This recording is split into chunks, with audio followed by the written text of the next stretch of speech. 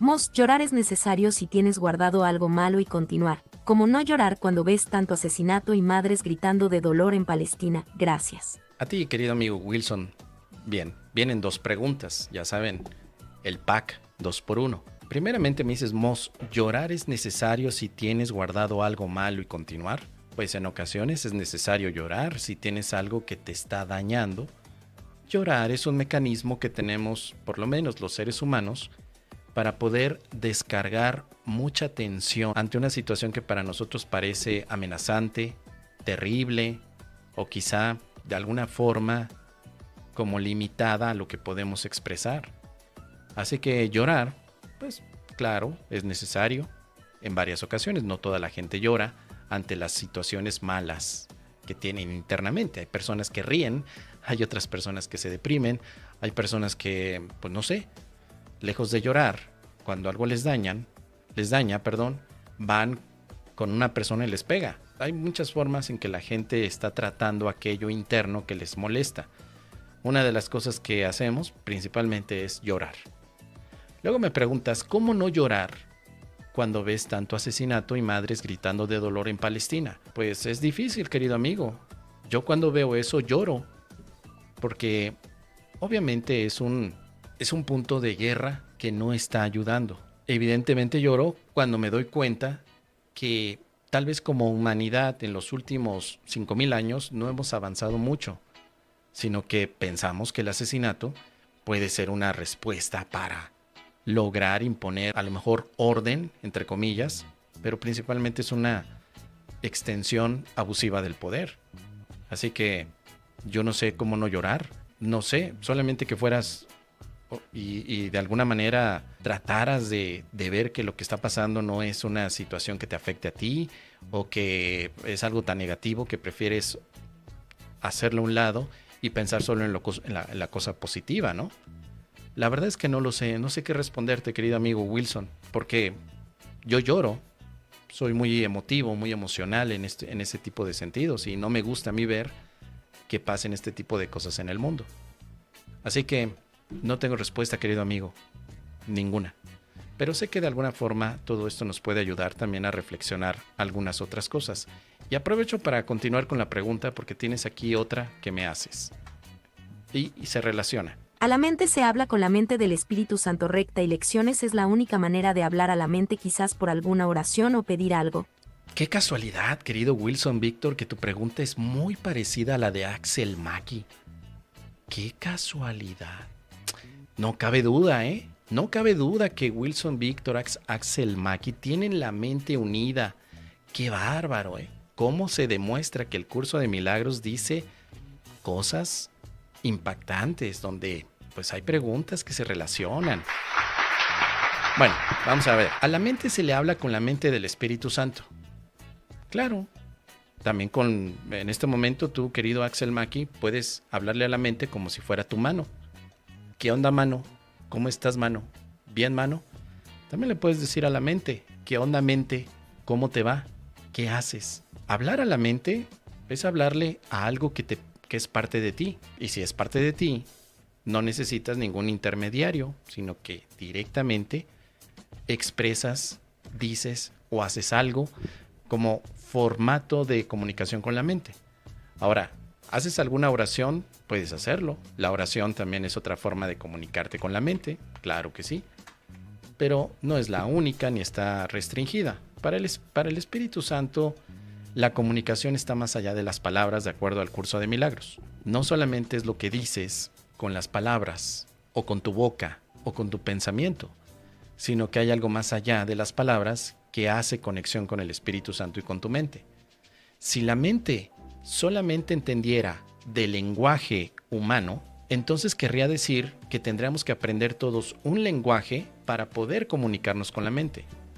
Pero ¿qué sucede con aquella persona que por alguna situación no tuvo la posibilidad de tener un lenguaje humano que aprendiera? O un lenguaje diferente al humano. O un lenguaje que pudiera ser diferente entre varios humanos.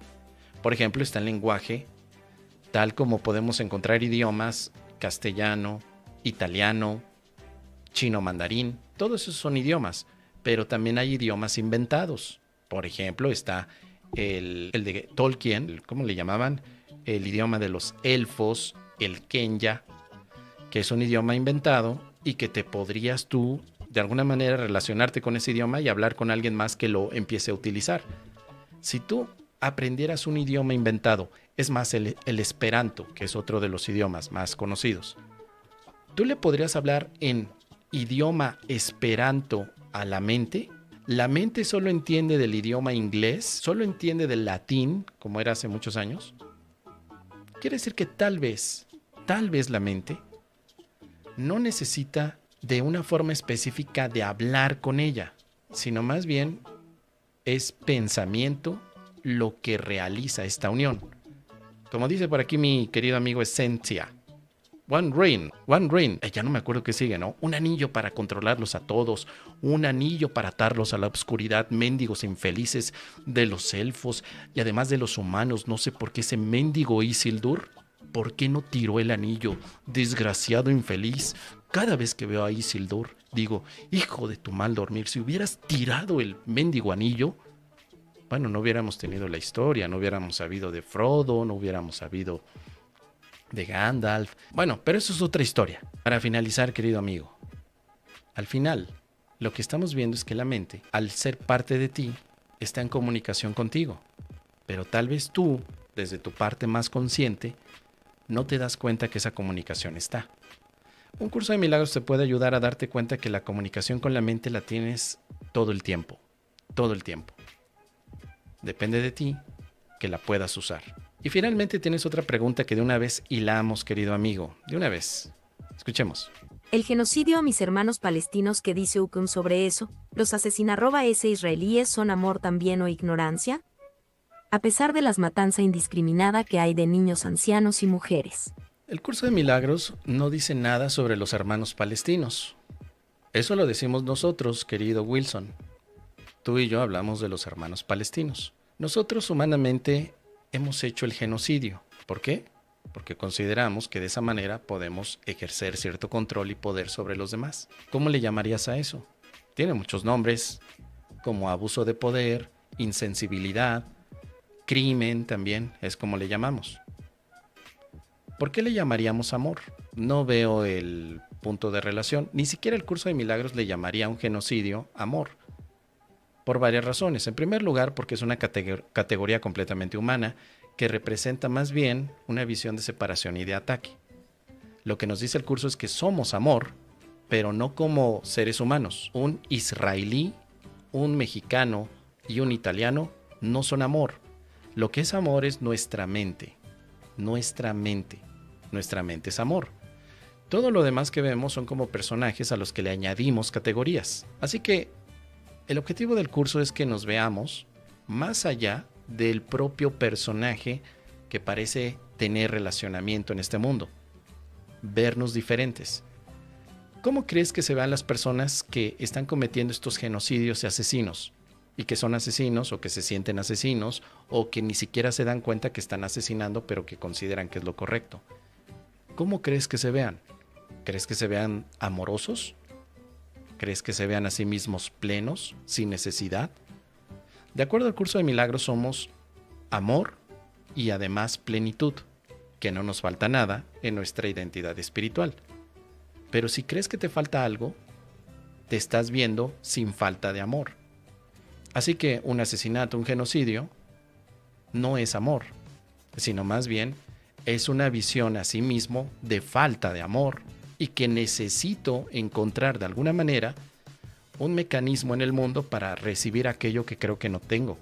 Por eso es que empiezo a abusar de los demás para tener cierto poder o control. Hay personas que piensan que teniendo poder político, social, económico, tienen plenitud, lo cual es extraño porque la plenitud, de acuerdo a la visión espiritual del curso, tú la tienes internamente, no la necesitas por parte del mundo. Me preguntas que si le llamamos a eso ignorancia, le llamamos amor, le podemos llamar de muchas maneras, pero aún así hay algo que se tiene que atender, porque si esto escala de manera amplia, todo mundo tendría entonces una sensación de amenaza constante. Y no es un problema nuevo, querido amigo. te quiero invitar a que veas tal vez el contrato social de Thomas Hobbes, un filósofo que dijo, es muy importante que el hombre esté regulado, porque el hombre tiene instintos bajos que lo hacen querer ser territorial a toda costa y que quiere imponer a otros también su propia visión. Por eso hay guerras. Para Thomas Hobbes, el contrato social implicaba lo siguiente, vamos a hacer un acuerdo todos de no matarnos, porque de verdad que estamos destruyéndonos. Y entonces él propone, obviamente, que el contrato social sea un acuerdo implícito entre toda la humanidad para no matarse, para que hiciéramos otras cosas, ¿no? A lo mejor conciliar, establecer leyes, establecer límites. Pero si ya está estando estable ese contrato social, después de muchos años no lo respetamos, quiere decir que una parte de nosotros todavía no entiende que un asesinato y un genocidio no está ayudando en nada. Por otro lado, podemos pensar entonces que el asesinato y el genocidio son útiles para alguien, para algo. Tal vez por eso se están llevando este tipo de cosas, pero tal vez están equivocados. Quizá es la ignorancia que tú planteas.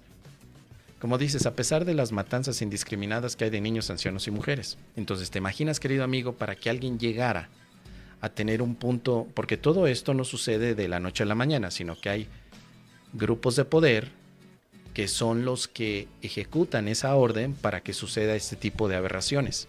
¿Te imaginas, querido amigo, la persona que tiene ese poder y que dice, háganlo? ¿Tú crees que esa persona se siente plena con su vida? ¿Tú crees que ese líder está satisfecho? ¿O es alguien que tiene también mucho miedo de que lo vayan a maltratar y por eso él ejecuta el primer ataque? Así que desde esta visión podemos entender que a este mundo le hace falta mucho una concepción del amor y de la integración como sociedad. Somos una sola familia humana. No tendría que haber diferencias entre nosotros, ni categorías, como lo comentaste hace rato, sino más bien apoyo entre todos. Así que en conclusión, querido amigo, el amor es aquello que te permite unirte a los demás. Tú, querido Wilson, eres un puente de amor. Te invito a que comiences dando este amor a todos los seres con los que compartes. Tu familia, tus amigos, tus vecinos, dales amor, porque tal vez eso genere una reacción en cadena amorosa y podamos llegar hasta el otro lado del mundo a evitar que haya más líderes que pretendan sentirse satisfechos a través del abuso del poder. Parece que no, pero con que nosotros empecemos en nuestra casa a perdonar, a amar y a actuar desde la conciencia social, podemos generar un milagro al otro lado del mundo. ¿Te sumas o no, querido amigo? Espero que sí.